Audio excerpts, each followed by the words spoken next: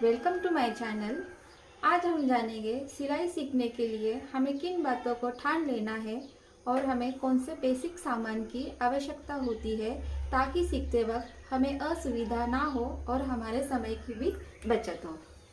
सबसे पहले तो इन बातों का ध्यान रखें कि सिलाई सीखने में कुछ वक्त लगता है, कुछ मुश्किलों का सामना करना पड़ता है। इसके लिए अपनी गलतियों से निराश होकर सिलाई सीखना ना छोड़े, लगातार प्रयास और लगन से सिलाई सीखकर आगे बढ़े। हमेशा मोटिवेट रहे, डीमोटिवेट ना रहे। वो कहते हैं ना, कामयाबी एक दिन में नहीं मिलती लेकिन एक दिन ज़रूर मिलती है। इसके लिए पूरी कोशिश और लगन से सिलाई सीखे। हो सके तो शुरुआत में हाथ सिलाई से कपड़ा सिए और बाद में मशीन पे सिए ताकि फिनिशिंग के साथ हमारी सिलाई आए। और मशीन घर में होना बहुत ज़रूरी है। अगर आप नए सिलाई सीख रहे तो मैं तो यही कहूँगी कि आप छोटी सेकंड हैंड मशीन ले, उस पर अपना हाथ साफ करें, उसके बाद फुल अम्ब्रेला मशीन ले सकते हैं। सिलाई सीखने की शुरुआत पहले तो छोटे कपड़ों से ही करें, जैसे बच्चों के कपड़े, बेबी टोपी, बेबी फ्रॉक, बेबी झबला वगैरह। तो आइए अब हम जानते हैं हमें किन बेसिक सामान की आवश्यकता होती है। सबसे पहले तो ये डायग्राम बुक है। अगर आप डायग्राम बनाना चाहते हैं तो ये बुक लाए, वरना डायरेक्ट न्यूज़पेपर पे आप डायग्राम बना सकते हैं। अगर आप डायग्राम बुक में प्रैक्टिस करना चाहते हैं, ये देखें, यहाँ पे डायग्राम बनता है और यहाँ उसकी थ्योरी लिखी जाती है, यानी माप वगैरह। और इससे ये जो कागजी 1.4 स्केल बोलते हैं इसको, कागज़ का मिलता है और इसमें एक प्लास्टिक का भी मिलता है, लेकिन ये कागज़ का ही बेहतर रहता है। ये इंच वाला है, ये येलो तरफ से, और ये ग्रीन वाला सेंटीमीटर है। तो आप ये 1.4 स्केल से पेंसिल और रबड़ के सहारे डायग्राम बना सकते हैं और इधर अपनी थ्योरी लिख सकते हैं। तो ये हो गया हमें 1.4 scale, diagram book, pen, pencil, rubber. ये है रब बुक। आप चाहे तो जो भी अपना अनुभव है या आपने जो भी सीखने में कुछ गलतियां की है या अपने कुछ पॉइंट्स है, वो आप रब बुक में लिख सकते हैं, गलतियां सुधार कर इसमें लिख सकते हैं। इसके बाद ये है न्यूज़पेपर। आप डायरेक्ट कपड़े पे डायग्राम ना बनाएं, प्रैक्टिस पहला न्यूज़पेपर पे ही करें। इसके लिए प्रैक्टिस करने के लिए आप इससे पेंसिल के सहारे से या चॉक के सहारे से इस पर प्रैक्टिस कर सकते हैं ताकि गलत होने पर आसानी से मिटाते आ सके। या फिर प्रैक्टिस करने के बाद आप मार्कर पेन से भी इस पर डायग्राम बना सकते हैं। ये है इंची टेप, इसके सहारे से आप डायग्राम बना सकते हैं। ये सेंटीमीटर में और इंच में आता है, ये 60 इंच लंबा होता है। ये है पट्टी, ये न्यूज़पेपर पे या कपड़े पे डायग्राम बनाते वक्त काम आती है। इससे लाइनिंग वगैरह करने में सहायता होती है। ये शेप पट्टी है, ये आसानी से और सफाईदार से शेप देने के लिए काम आती है।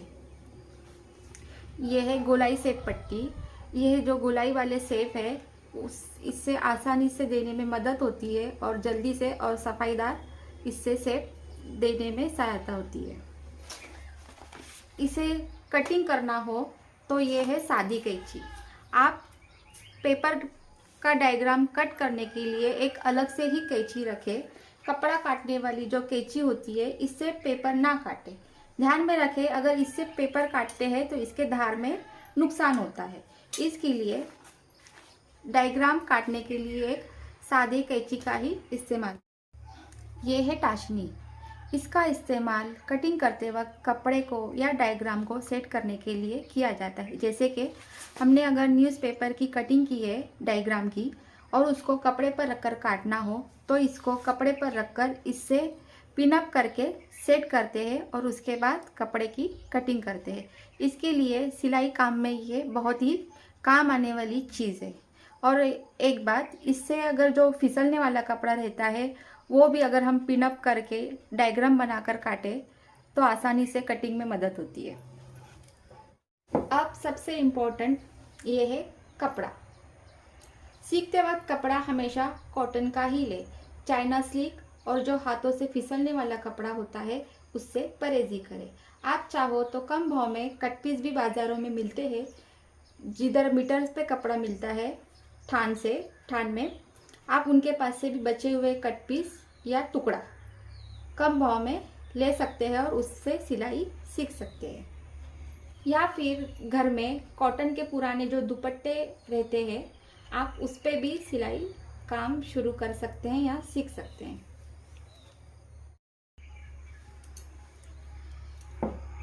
ये है ट्रेसिंग व्हील।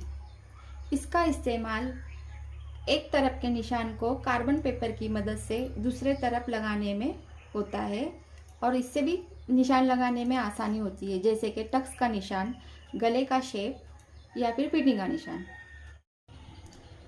इसके बाद ये है सुई और धागा। ये तुरपाई की सुई है जो गले की तुरपाई के लिए या और भी कोई तुरपाई के लिए काम आती है। और ये है हाथ सिलाई वाली सुई। ये सुई से ये वाली सुई थोड़ी छोटी और पतली होती है और ये जो हाथ सिलाई वाली सुई है ये थोड़ी बड़ी और मोटी रहती है। और धागा हमें हाथ से सिलाई करने के लिए चाहिए होता है। कपड़ा कटिंग करने के बाद डायरेक्ट मशीन पे ना सिलते हुए पहला हम हाथ से उसे कच्चा कर ले। हाथ से पहला टाका डालें, उसके बाद मशीन पर जाकर प्रैक्टिस करें ताकि हमारी सिलाई में फिनिशिंग आ सके। और ये ओपनर, ये सिलाई गलत होने पर या टेढ़ी मेढ़ी सिलाई आने पर यह खोलने के लिए काम आता है। और कच्चे टाके जैसे कि हमने हाथ सिलाई किए हुए हैं उसके टाके बाद में खोलने के लिए भी ये काम आता है। इससे आसानी से टाके खोलने में मदद होती है और टाइम भी नहीं लगता है। देखो जैसे कि ये टाका है, इसको ऐसा मैंने किया, खोला, हो गया। और ये बारीक वाला टाका है, इसमें भी ऐसा डाला, ऐसा फटाक से खोला। फिनिशिंग के साथ इससे सिलाई खुलती है और जल्दी भी खुलती है। इसके लिए ये बहुत काम आता है।